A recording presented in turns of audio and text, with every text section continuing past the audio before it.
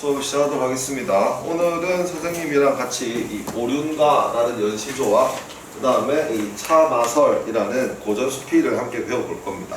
네. 우리가 고전 그 문학 작품을 그 문학 세트를 보다 보면 시가만으로 구성되어 있는 지문도 있지만 뭐 같은 시가라 하더라도 시조만 나오고 뭐 가사만 나오고 있는 경우도 있지만 시조와 가사가 섞여 나오는 다른 갈래의 작품이 함께 나오는 경우도 있는데요. 사실 이 차마설은 시가가 아니고요. 수필이니까 산문입니다. 산문. 고전 산문은 대부분 고전 소설이 나오지만 소설이 아닌 장르가 출제가 될 때가 있는데 그게 바로 고전 수필입니다. 그럼 수필과 시가는 전혀 다른 성격의 작품이거든요. 이렇게 전혀 다른 성격의 작품을 묶어내는 문학 세트를 우리 복합지문이라고 보통 부르고요. 근데 이 출제자의 입장에서 복합지문을 낼 때는 전혀 다른 걸 두 개를 섞기 때문에 이게 의도가 있습니다. 왜 다른 걸 섞어내는데? 라고 같은 출제자끼리 서로 검토를 할 때 이거는 이것 때문에 섞어서 내는 거야 라는 출제 의도가 분명하다는 거죠. 그래서 여러분들이 반대로 문제를 풀 때에는 출제자가 왜 이 두 개를 묶어냈을까에 착안해서 접근을 하면 좀 더 문학의 정수에 쉽게 접근할 수가 있습니다. 근데 대부분 전혀 다른 갈래의 작품을 복합해서 묶었을 경우에 형식상의 공통점보다는 내용상의 공통점을 가지고 낼 확률이 훨씬 높죠. 왜냐하면 전혀 다른 작품이니까 그게 뭐 형식적으로는 연관될 수가 없잖아요. 그래서 이 내용상의 공통점을 찾아보면서 읽으면 훨씬 작품도 쉽게 이해되고 문제도 쉽게 풀 수 있다는 점을 한번 생각해 주시기 바랍니다.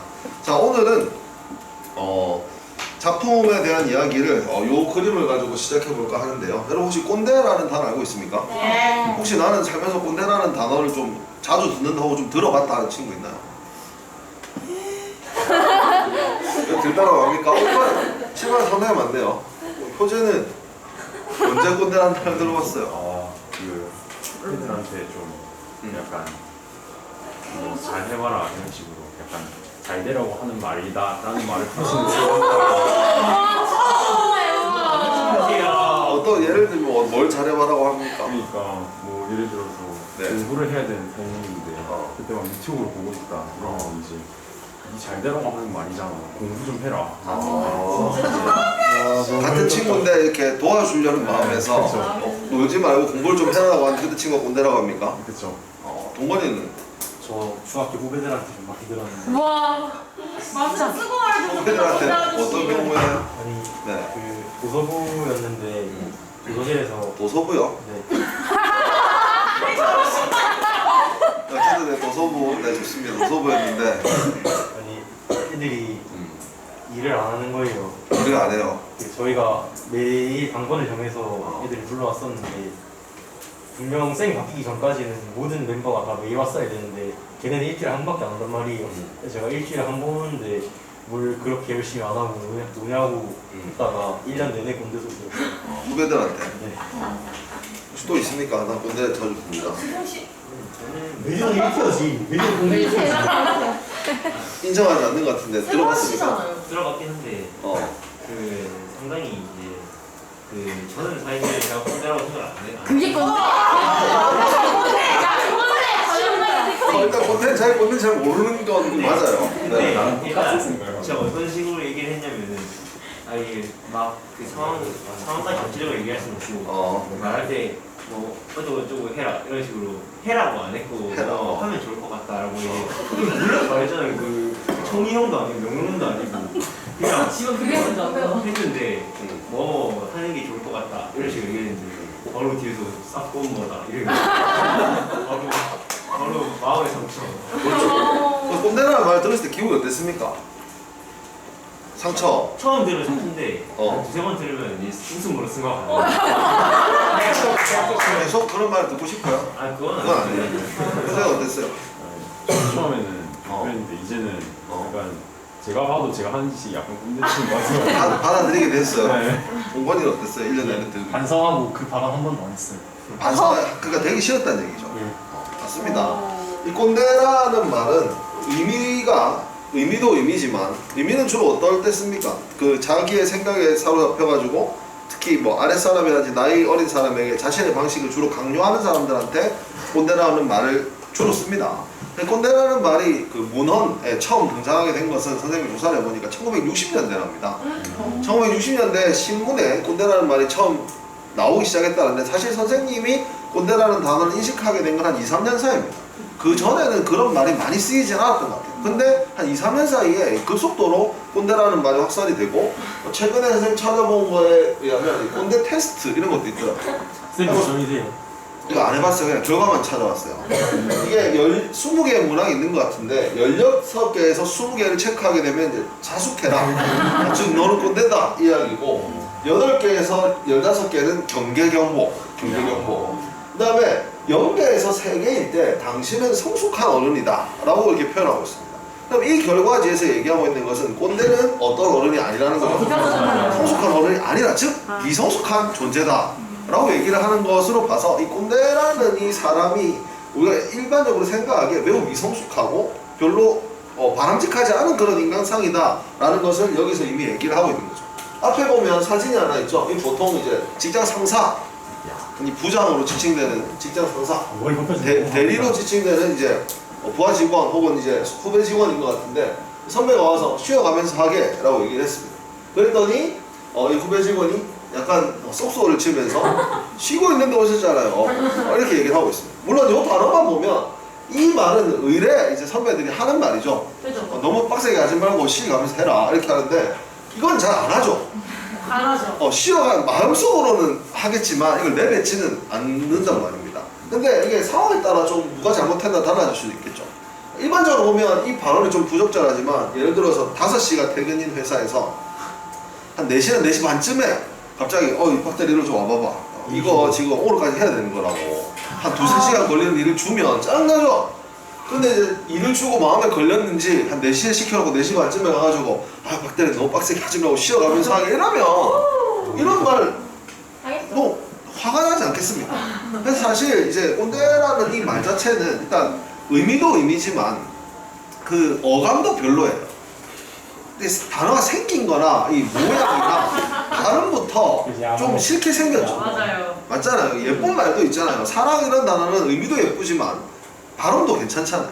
하늘 이런 거, 바다 이런 거. 근데 이 꼰대라는 단어는 일단 생긴 것부터 약간 좀 느낌이 별로 생긴 걸로 판단하면 안 되었어요. 안 되지만 사람은 일단 눈에 보이고 들리고 이런 것도 중요하거든요. 그래서 이 어감이라는 것도 상당히 중요한데 별로 좋은 단어가 아닌 것 같아요. 이 꼰대라는 단어가 어떻게 생겨났는가 선생님이 어원을 찾아봤는데 정확한 건 아닐 겁니다. 이 번데기를 영남 방언으로 꼰대기라고 한다고 합니다. 꼰대기. 근데 번데기의 특징은 주름이 많습니다. 그러니까 이제 주로 꼰대는 자기보다 나이가 많은 어른들한테 많이 쓰지 않습니까? 그러니까 이런 그 좀 주름이라는 이런 나이대에 대한 비슷한 인식 그리고 뭐 번데기 앞에서 주름 잡는다라는 속담이 있듯이 뭔가 좀 자기가 나가낸데 내 걸 따라야 되지 않겠나? 약간 이런 느낌 때문에 이제 그 영남 방언의 꼰대기에서 이 꼰대라는 단어가 출발했다고 생각을 하는데요. 물론 이 꼰대는 조금 그 앞으로 사회 융합이라든지 조직의 발전을 위해서 꼰대가 많으면 안 될 것 같아요. 왜냐하면 꼰대라는 말을 듣는 사람들은 주로 자기의 고정관념에 사로잡혀가지고 새로운 것들을 안 받아들이려고 하거든요. 요즘같이 새로운 변화가 많이 일어나는 세상에서는 세상의 빠른 변화에 적응할 수 있는 상사라든지 선배라든지 리더가 필요한데 너무 자기 방식만 고수해서는 안 되겠죠. 하지만 요즘 2, 3년 사이에 꼰대라는 단어가 많이 불리게 된 것은 꼰대가 갑자기 많아져서일까? 그것도 아니라고 생각합니다. 옛날부터 다 꼰대라는 사람 있지 않았겠습니까? 오히려 예전에 더 그 방식을 고수하는 사람들이 더 많았을 것이고 요즘에 나이 많은 사람들이나 뭐 리더라든지 이런 사람들은 웬만하면 새로운 변화를 적응하려고 하는 사람들이 더 많을 거예요. 옛날에 비해서. 근데 왜 꼰대라는 단어가 2, 3년 사이에 더 많이 생겨나게 되었는가? 내 생각에는 꼰대가 많아졌다기보다는 그냥 내 마음에 안 드는 게 다 꼰대로 말하는 사람이 많은 거예요. 자기가 잘못해놓고 야단을 들으면 저 꼰대다 이해도 못하고 그런 경우가 이제 비일비재하게 일어나잖아요. 나는 야단 쳤어? 너 꼰대. 나는 이렇게 해야 된다고 생각합니다. 그건 아니야. 다 꼰대인 거예요. 그러니까 이 꼰대라는 단어를 이제 너무 남발하게 되면서 이제 꼰대가 내랑 생각이 다르면 다 꼰대가 돼요. 그래서 꼰대 같은 사람도 없어야 되지만 오히려 후배나 젊은 사람들이 사실 이제 선배들의 입장에서는 자기가 경험을 해봤으니까 이렇게 하면 안 좋으니까 조언을 하는 걸 수도 있거든요. 근데 조언 자체를 거부하는 세대가 점점 되고 있다는 거죠. 그래서 정말 고정관념에 사로잡힌 꼰대도 없어져야 되겠지만 오히려 나는 그 내 생각과 다른 윗사람들이나 선배 생각을 다 무시하는 것도 일종의 또 다른 꼰대라고 생각해요. 나이가 어리다 뿐이지. 사실 사회라는 것은 선배와 후배, 남자와 여자 이 서로 다른 성격의 사람들이 함께 살아가면서 서로 도움을 주고받으면서 통합하면서 다른 방향으로 이끌어가는 게 올바른 방향이잖아요. 근데 이 꼰대라는 단어는 젊은 층과 그 다음에 나이 많은 기성세대 그리고 선배와 후배를 오히려 단절시키는 단어라고 생각합니다. 물론 생각이 다를 수 있고 답답할 수 있고 어려워 보일 수 있어요. 근데 그런 것들이 서로 부딪히고 충돌해 가면서 바람직한 방향으로 나아가야 되는데 내랑 생각이 다르면 꼰대 같은 사람들은 요새 젊은 사람들은 너무 버릇이 없어 이렇게 하면서 세대를 분열시키는 단어가 되고 있는 게 현실인 것 같아요. 그래서 여러 가지 의미에서 꼰대 같은 사람도 없어져야 되고 조금 자기와 생각이 다르다고 해서 꼰대라고 생각하고 세대 차이를 벌어지게 하는 그런 사람도 좀 줄어들어야 되니까 사회가 올바르게 발전해 나가기 위해서는 꼰대라는 이런 단어는 좀 없어져야 되지 않을까 선생님은 그렇게 생각을 하는데요. 오늘 이제 수업에 들어가면서 왜 꼰대 이야기를 하느냐, 오늘 우리가 배울 두 작품 주세붕의 오륜가와 이곡의 참화선이라는 작품은 누군가에게 자신의 생각을 교훈을 전달하는 작품이에요. 특히 오륜가 같은 경우에는 조선시대의 어떤 그 이념이었던 유교 덕목 중에서 삼강 오륜의 오륜의 덕목을 굉장히 이렇게 강조하는 그런 시가거든요. 그래서 일부 내용을 보면 지금 세대가 보면 뭐 저런 걸 강조했나? 라고 싶을 정도로 굉장히 고리타분한 것들도 있어요. 하지만 뭐 지금에 와서야 그 당시 조선시대의 그런 생활상이나 예법이 우리와 맞지 않겠지만 그 당시에는 그 사람들이 존중하는 것이었기 때문에 이런 것들을 볼 때 이건 말이 안 돼, 이거는 아닌 것 같아 라는 입장보다는 그 당시 사람들의 예법이나 사회를 이해하는 시각으로 보는 것이 작품의 내용을 더 정확하게 이해할 수 있는 것이라고 생각합니다. 자, 그러면 이 오륜가와 참화선에서는 어떤 교훈과 어떤 생각을 전달하고 있을지 여러분들이 먼저 한번 살펴보시고 문제를 푼 다음에 선생님하고 수업을 하도록 하겠습니다. 자, 5분 정도 시간을 드릴 테니까 여러분이 먼저 풀어보세요. 칩시다. 푸셨나요? 같이 해보겠습니다. 먼저 그 오륜가부의 내용부터 살펴보시고 다음에 간단한 특징을 같이 보도록 하겠습니다. 먼저 1수입니다. 연시조기 때문에 여러 수로 되어 있는데요. 1수부터 살펴볼게요. 사람마다 이 말씀 들어 살아. 뭐 이런 우리가 현대에 사용되지 않는 어느 문장 표현이 나온다 하더라도 그냥 현대에 나온 표현으로 적절히 바꿔서 해석하시면 됩니다. 사람마다 이 말씀 들어봐라 정도가 되겠죠. 한번 들어보세요. 이 말씀 아니면 사람이라도 사람 아니니. 이 앞에 사람과 뒤에 사람은 동일한 단어지만 뜻은 전혀 다릅니다.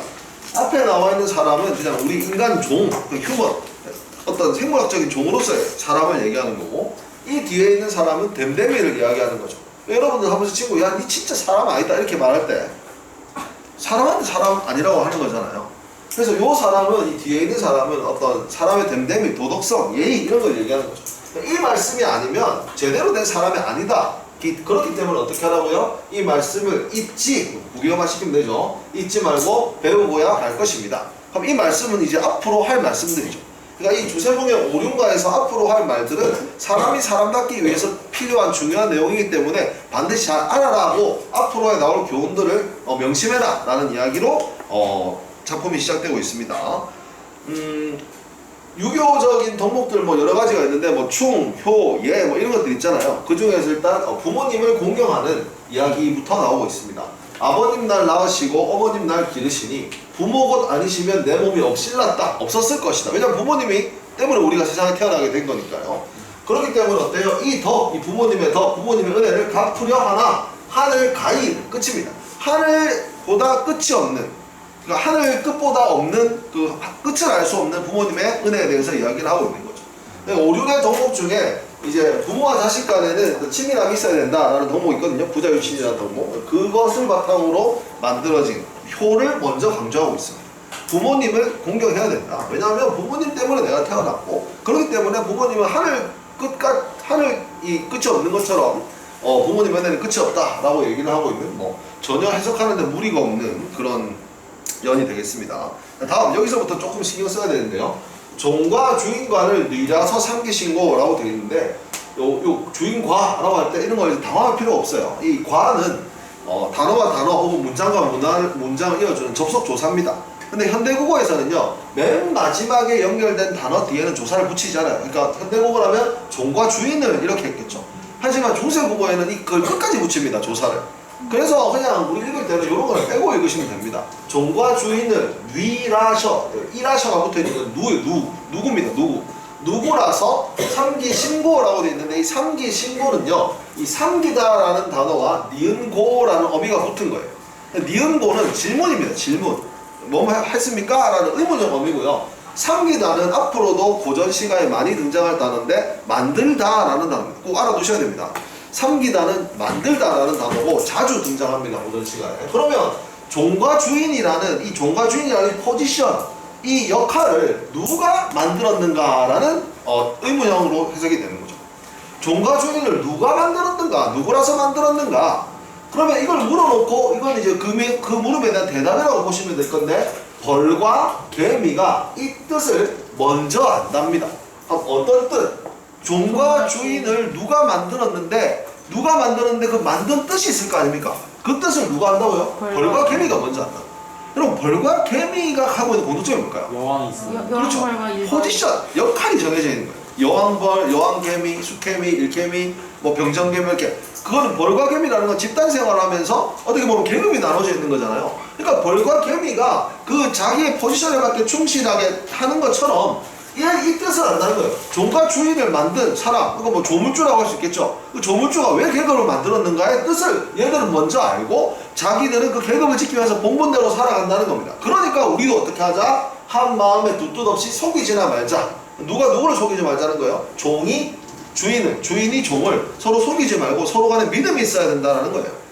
종의 대표 신하, 주인의 대표 임금. 그래서 유교적인 덕목 중에 어른의 항목 중에 군신유의라는 덕목이 있어요. 임금과 신하 간에는 믿음이 있어야 된다라는 항목을 이 벌과 개미라는 미물, 곤충의 부로부터 이렇게 비슷한 내용으로부터 깨달음을 이끌어내는 방식을 유추라고 하거든요. 유추의 방식으로 지금 각자의 역할에 다 해야 되며 종과 주인 간에는 믿음이 있어야 된다라는 덕목을 끌어낸 연이라고 보시면 되겠습니다. 자, 이 다음 요연이 요즘 사람들이 들으면 뭐 이렇게까지 라고 할 만한 그 이야기인데요. 일단 지아비는 남편을 얘기합니다.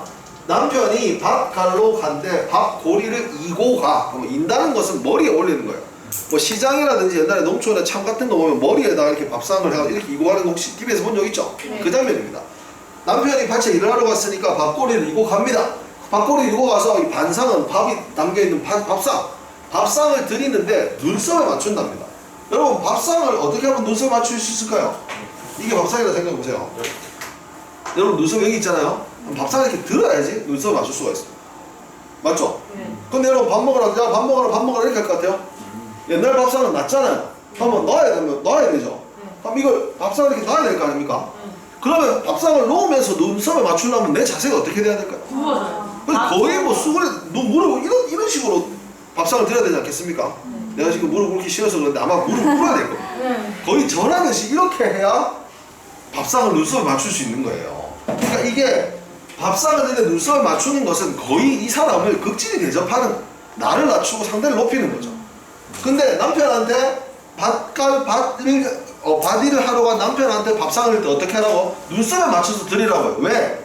진실로 고맙기 때문이죠. 남편이 나가서 열심히 일하는 게 고맙기 때문에 손이시라 다르실 갈 때 여기서 이 손을 생각하면 안 됩니다. 이 손이 아니고 손님을 얘기하는 거예요. 손님. 손님과 다르실까? 옛날 사람들은 예의를 굉장히 중요시 여겼고 특히나 방문한 손님을 극진히 대접하는 것을 예의라고 생각했습니다. 그러니까 손님한테 밥상을 드릴 때 어떻게 드리라고? 눈썹에 맞춰서 대접받는 느낌이 들도록 하는 것이 예법이었다는 거죠, 그 당시에. 그 손님과도 다르실까? 남편은 손님과도 마찬가지로 대접을 해야 될 존재라는 겁니다. 왜냐하면 고마우니까. 그래서 밥상을 어떻게 받치라고? 눈썹을 이렇게 들어서 이 정도로 받치라는 얘기입니다. 요즘 이렇게 했다간 난리가 나겠죠. 아니, 밥상을 눈썹에 맞춰서 밥을 드릴 때, 자, 남편 밥 드세요 하고 밥상을 이렇게 밥 공기 이렇게 올려드리는 그런 사람이 어디 있습니까? 지금은 말도 안 되고, 지금 이제 밥을 누가 할 것인가부터 시작해야죠. 밥을 받아 먹을 생각하면 안 됩니다. 여러분, 남자들, 여자들 이제 서로 이제 자신의 이런 가정 상황에 따라서 이제 집안일도 지금 분배를 해서 하는 시기잖아요. 이건 지금 생각하면 말도 안 되는 거지만 그 당시에는 이게 이제 부부간에 유별하다. 부부간에는 서로 지켜야 될 것들이 다르다라는 유교적인 덕목을 바탕으로 만들어낸 연이라고 보시면 되겠습니다. 자, 그 다음에 오수입니다. 요거는 이제 형제간의 우애를 강조한 부분인데요. 형님 자신 젖을 내조차 먹나이다. 여기서 이 자신은 먹다라는 단어 높임말, 드시다랑 비슷한 느낌입니다. 밥을 자시다, 잡수시다 이런 느낌이거든요. 그래서 형님이 드신 젖을 내가 쫓아 먹습니다. 왜요? 어머니의 젖, 그 당시에는 분유 이런 게 없었잖아요.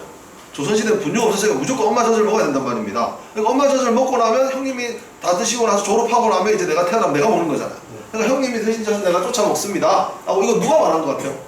동생이 말한 것 같죠? 그러니까 이거 감탄사입니다. 야, 우리 아우야, 어머님은 너를 사랑하셔. 너는 정말 우리 어머님 사랑하시는 그런 예쁜 아이지. 이렇게 누가 말하는 거예요? 형이 말하는 거예요.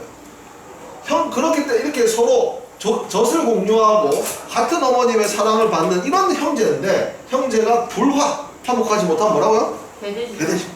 형제가 있는 사람 한번 손 들어보세요. 난 형제가 있다. 자, 이 중에서 나는 굉장히 우애가 좋다.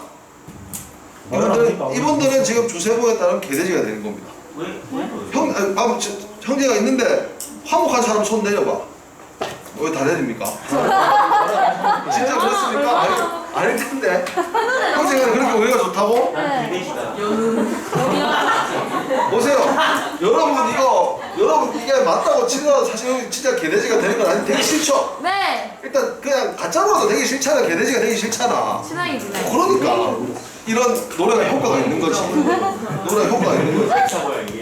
그리고 사실 이 수에서 되게 재밌는 일이 있었는데, 얘가 나중에 질문을 받는데, 얘가 이게 도저히 해석이 안 된다는 거예요. 이게 도대체 무슨 말이에요? 첫 번째 중에 해석이 안 된대. 왜냐하면 얘는 이 자신을 자신으로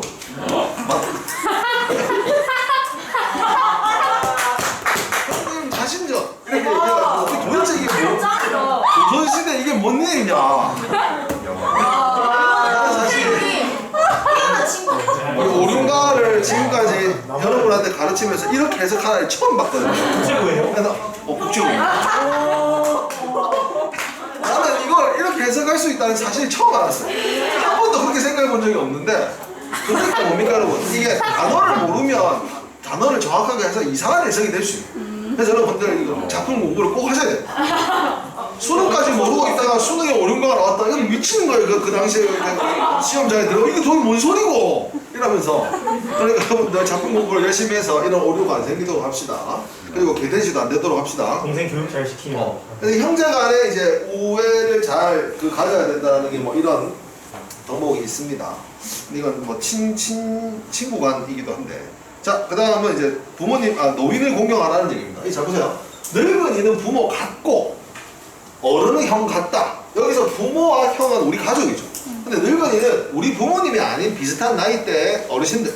그 다음에 이 어른은 나보다 나이가 많은데 조금 늙은이보다는 나이가 좀 젊은 어른들을 얘기하는 거예요. 그래서 늙은이랑 어른들은 이제 우리 가족 말고 이제 나이가 많은 사람들을 얘기하는 거죠. 이것도 이게 이거 같고 이게 이거 같은데 불구하고 공경하지 않으면 도대체 어디가 다르냐? 다른 데가 없기 때문에 공경을 하라는 얘기입니다. 그렇기 때문에 어떻게 하라고요? 나이가 많으면 절을 하십시오. 그러니까 공경을 하라. 어른들을 한테 예의를 갖추라는 얘기죠. 이런 거 이제 장유유서의 덕목인데 요즘 이런 거 없죠. 점점 없어지고 있죠. 할아버지 할머니. 근데 물론 할아버지 할머니들도 좀 좀 품격 있게 대해주시면 좋은데 가끔 보면 조금 이거는 좀 아니다 하시는 분들도 있습니다만, 그래도 옛날에는 무조건 어른 공경하고 봤습니다. 그게 이제 장유유서의 덕목이라고 할 수가 있죠. 인사하면 칭찬. 뭐라고? 요즘엔 어른들한테 엘리베이터에서 인사하면 칭찬. 맞아. 인사를 하면 칭찬받을 일이라고? 네. 그렇죠. 잘 안 하죠. 칭찬해 주시면 막 이렇게 인사해드리면 아이고 착하네 이렇게 하시는 어른들도 있고, 근데 옛날에 이게 너무나 당연한 거였거든요.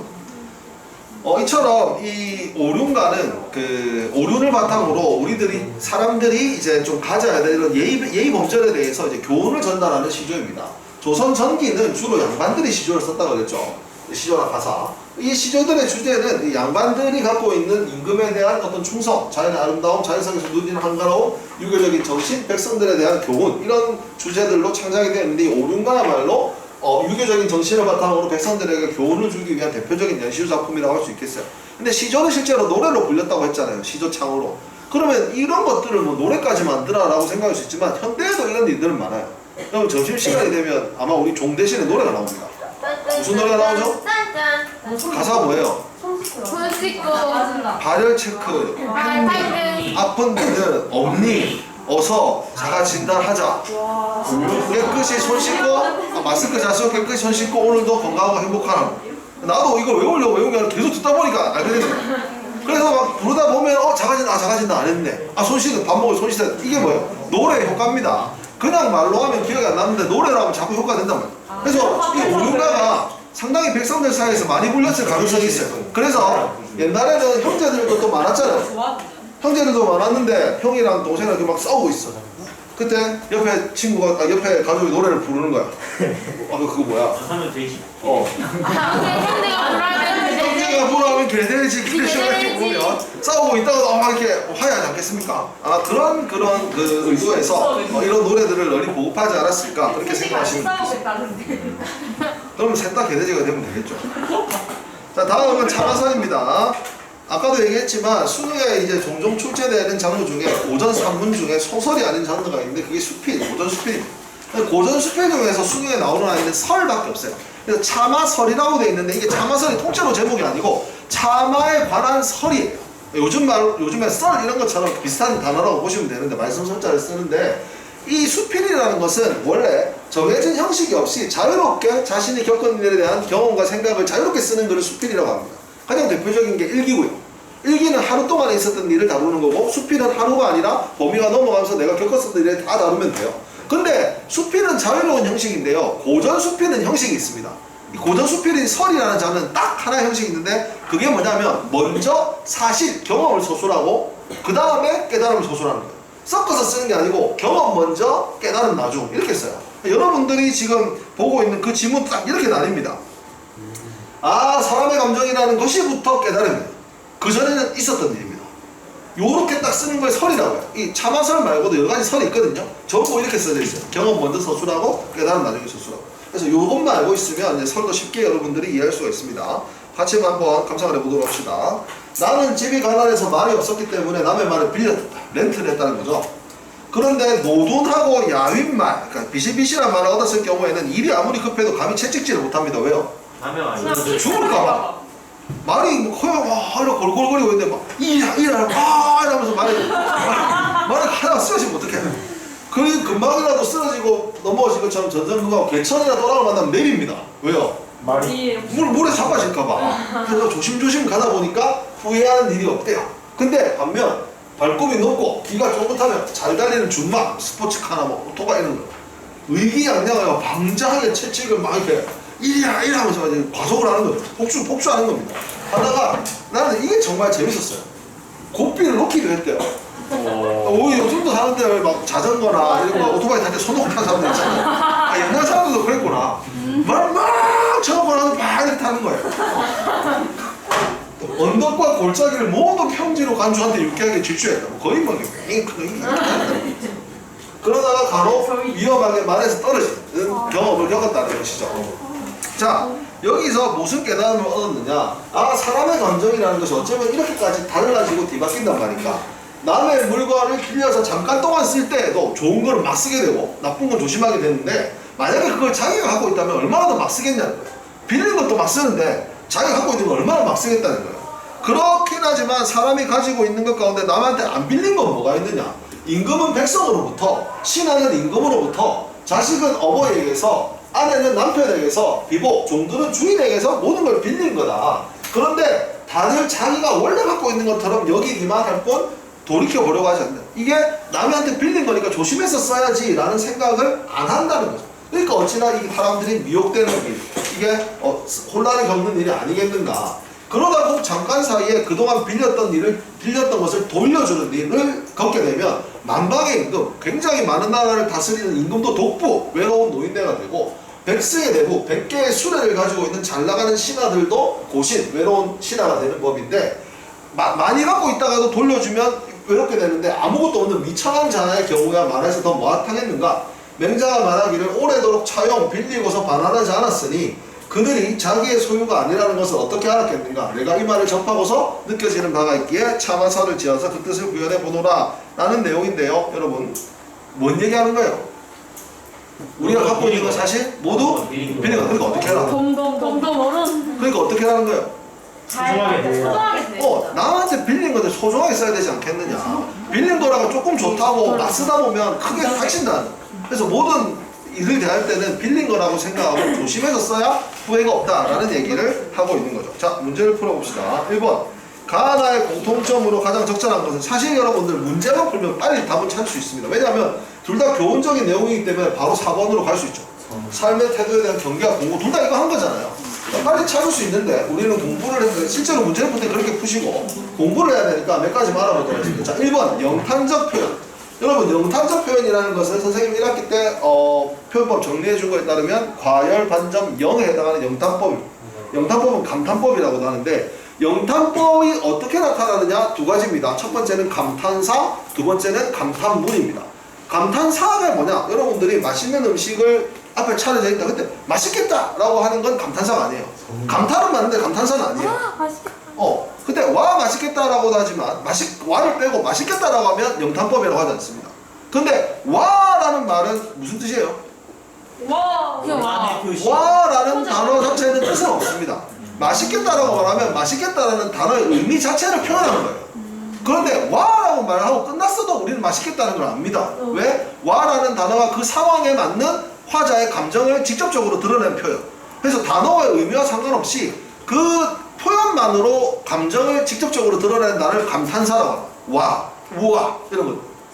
이런 것들 전부 감탄, 그런 것들이 감탄사가 쓰였을 때 영탄적 표현이라고. 두 번째는 감탄문입니다. 현대국어의 감탄문은 뭐뭐하는 구나가 가장 대표적이에요. 맛있겠구나 이렇게 하면 대표적이고 맛있겠다라고 하다가 뒤에 느낌표를 찍으면 보통 감탄문이라고 합니다. 근데 문제는 중세국어입니다. 중세국어에는 느낌표를 찍지 않습니다. 없어요. 그러면 뭐뭐하는 구나라는 어미도 없어요. 그래서 여러분들이 알아두셔야 되는 어미가 뭐 여러 가지가 있지만 두 개가 가장 대표적입니다. 샷다가 있어요. 샷다. 뭐뭐 샷다. 이거는 뭐뭐하는 구나라는 감탄의 어미로 봐야 됩니다. 그 다음에 샤도 있어요. 샤. 하도 할샤라는 표현이 있는데 하다가 저번에 많다 그랬잖아요. 네. 하도 할샤는 많기도 많구나라는 표현이에요. 그래서 이런 표현이 나왔을 때는 영탄법이 쓰였다는 것을 알아야 되는데 일단 이걸 찾으려면 다 찾아봐야 되거든요. 근데 가의 오수에 보면 어와 어머님 아우야 어머님 나 사랑이야 하는 표현이 있어요. 이 어와가 바로 감탄사. 그 다음에 나의 이문단에 보면 아 사람의 일이 어찌도 이렇다 하면서 아라는 말을 내뱉습니다. 그러니까 영탄적 표현이 이 가나에는 공통적으로 나오는 거예요. 하지만 이들은 깨달음을 얘기하는 것이지 뭐가 예쁘다 잘났다고 칭찬하는 예찬이 아니기 때문에 답이 안 됩니다. 그 다음에 이번은 대꾸 형식은 뭐 A는 B하고 C는 D 한다고 비슷한 형식을 나란히 놓는 거잖아요. 네. 뭐 찾아보면 있겠지만 일단 상반된 세계관이 이 글에서 나오기가 힘들잖아요. 계속 유교적인 덕목을 바탕으로 잘하라고 하는데 뭐가 전혀 다른 세계관이 나오겠습니까? 안 나오죠. 3번 바람직하지 않은 인간은 나오나요? 네. 나옵니다. 개돼지. 그렇지. 개돼지 같은 인간. 그럼 여러분 친구가 공부를 막 하고 싶은데 못 하고 있어. 그러면 바람직하지 않은 행동을 하고 있잖아. 그러면 이 연민이라는 게 뭐예요? 연민. 불쌍해. 불쌍히 여기는 거죠. 그래서 그래 얼마나 힘들게 이게 연민이잖아. 근데 친구가 공부 뭐라고 야니 그러다 개돼지 된다. 그렇게 말하는 게 연민입니까? 아니죠. 아니죠. 근데 사람 안 돼요. 누구인지 그 다음에 역설적 표현 등장하지 않고요. 이상향은 지금 없는 내가 하고 싶어하는 어떤 이상적인 세계인데 이건 이상적인 세계보다는 현실에서 이렇게 살아가는 얘기를 하고 있기 때문에 이상향에 대한 의식과는 관계가 없어서 5번도 답이 안 되고 4번을 답으로 하시면 됩니다. 자 2번 가나에 대한 설명으로 가장 적절한 것은 이라고 되어 있는데요. 여러분 가를 보시면 관념적 덕목을 열거라는 말이 있는데 만약 이 뒤에 거 없고 여기서 만약에 문장이 끝났다. 가는 관념적 덕목을 열거하였다. 옵니까? X입니까? 오. 저는 열거 있죠. 옵니다. 자, 관념이라는 말이랑 뭐랑 비슷하다고 그랬어요? 추상, 실제, 구체 비슷한 거예요. 관념 뭐죠? 눈에 보이지 않는 형체가 없는 겁니다. 그럼 가는 어떤 얘기 했는데요? 효, 총, 네. 그 다음에 우회. 예 이런 거 있잖아. 우회, 그 형체가 없죠? 그런 것들 열거했잖아. 그러니까 가는 관념적 정목을 열거했거든? 근데 그걸 실천하라고 얘기하는데 그게 잘못됐다라고 모순을 지적하는 거 아니니까 이거 때문에 틀렸어요. 자 2번 가는 사람들 사이의 관계를 의식하지 않는 삶을 옹호 찬성했습니까? 아니요. 관계를 의식하며 살아라고 하잖아요. 그러니까 틀렸죠. 나는 개인적 체험, 말을 빌린 거에서 얻은 깨달음을 사회적 차원, 사람들은 이렇게 살아야 된다라고 일반화는 모두가 그렇게 생각하는 게 일반화입니다. 그러니까 사람들은 이렇게 해야 되지 않겠느냐 하고 제시하고 있죠? 그러니까 3번이 맞는 거예요. 그럼 4번 나는 인물의 내면 침대를 형상화하여 욕망의 신뢰를 돕는 자연주의 5만 말 다 붙여놓고 욕망이 어디가 자연주의 시설 어디가 나옵니까? 안 됩니다. 자 5번 가와 나는 모두 자연물이 지닌 덕성을 부각했다라고 했는데 여러분 가에서 자연물이 지닌 덕성을 부각한 게 있을까요? 그 벌과 그런 거 있어요. 벌과 개미가 그 뜻을 먼저 하고 잘 산다는 거는 자연물이 지닌 덕성을 부각했다고 볼 수 있어요. 나는요? 없어요. 그런 거 없어요. 그 다음에 인간적 삶에 대한 긍지라기보다는 바람직한 삶을 공부하는 것이지 내가 이렇게 사는 인간이 이렇게 대단한 사람이다 이런 걸 나타낸 건 아니니까 5번이 답일 수가 없습니다. 자 마지막으로 3번 봅시다. 교훈적인 내용의 시조에는 설득력을 높이기 위한 전략이 있는데 첫 번째가 윤리적 덕목을 실천해야 하는 인물을 화자, 그러니까 그런 일을 해야 되는 놈을 화자로 내세운다 이 말입니다. 두 번째는 비유, 상징, 유추, 다른 의미와 사물들의 대비를 통해 여러 가지 문학적 표현을 통해서 가치를 정당화하는 표현이 있다고 합니다. 1번 삼수에서는 벌과 개미의 생태, 벌과 개미가 이렇게 사는데 윤리적 실천의 주체는 누굴까요? 누가 윤리적으로 살아야 돼요? 인간. 그럼 벌과 개미로부터 인간이 추구해야 될 가치를 갖고 오고 있습니까? 네. 걔들이 종과 주인을 먼저 알고 그렇게 살고 있잖아요. 그걸 갖고 오는 걸 유추라고 하기 때문에 1번 동그라미. 2번 사수에서는 화자로 내세운 지아비와 지엄이의 문답 방식이라 했는데 밥상 바치는 거거든요. 남편이 일하러 갔는데 밥상을 지고 가되 눈썹에 맞춰서 드립니다. 왜? 고마우니까. 이게 화자가 남편입니까? 아니요. 아내 입장에서 쓴 거죠. 왜냐하면 그 동목을 행해야 될 사람은 지엄이라고. 그 해야 되는 인물을 화자로 설정했댔잖아. 그리고 문답도 아니고 자기 혼자 계속 자기 쪽으로 소설하고 있잖아. 문답은 아까 어디서 나왔지? 형과 아우가 문답이었지. 그래서 이건 답이 안 되고 2번이 틀렸습니다. 3번 오수의 어머니의 젖은 어머니의 사랑을 상징하는 거 맞죠? 그 다음에 형님과 아우가 이를 화제로 삼아서 대화를 나누는 형식이 맞잖아요. 4번 오수의 개돼지는 일수의 사람이라도 사람 아닌 이를 비유적으로 사람을 개돼지에 빗댄 거 맞습니다. 화자가 추구하는 가치를 따르면은 개돼지가 안 되는데 그렇게 하지 않으니까 개돼지가 되니까 대비가 되는 거 같죠? 5번 육수에서 부모와 형은 이수의 부모와 오수의 형님은 실제 가족입니다. 그런데 육수에서는 부모와 형은 형 같다, 부모 같다라고 했으니까 늙은이 어른의 빗대어져 쓰임 같다라는 것 자체가 비유잖아요. 쓰임으로써 사회적으로 가족이 아니더라도 지켜야 된다는 것을 가족윤리와 연결시키니까 적절한 답이라고 볼 수가 있겠죠. 그러니까 틀린 건 2번입니다. 여기까지 하도록 하겠습니다. 수고했습니다. 4번도 있어요? 빨리 하고 끝냅시다. 나에 대한 이해로 가장 적절한 것은 자 보세요. 나는 이렇게 하면 후회가 없다 그랬죠? 예. 야외만을 빌리면. 그 다음에 나는 준말을 빌려 탈 때 의기한 감정이 소유할 땐 더하겠죠. 빌렸을 때 그러니까. 다음에 나는 가지고 있는 것이 없는 천한 사람들을 미혹하는 게 아니고 빌렸다라는 생각을 안 가지고 있기 때문에 미혹이 되는 겁니다. 그리고 권력이 빌린 것임을 돌아보는 임금이 도포가 아니고 없어지면 도포가 되는 거예요. 그 다음에 나는 맹자 이 말에서 빌린 것을 소유했다고 여기는 사람들은 문제의식, 이게 가장 적절한 답이겠죠? 자, 오늘 여기까지 하겠습니다. 수고하셨습니다.